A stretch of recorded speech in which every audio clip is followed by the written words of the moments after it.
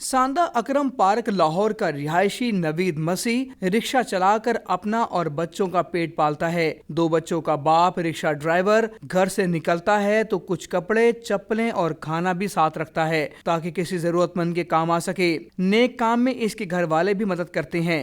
میرے والد صاحب کی ڈیتھ ہوئی تھی، ان کا انتقال ہوا تھا سروس ہاسپٹل میں۔ مجھے ڈیڈ باڈی لے جانے کے لیے میرے پاس پیسے نہیں تھے۔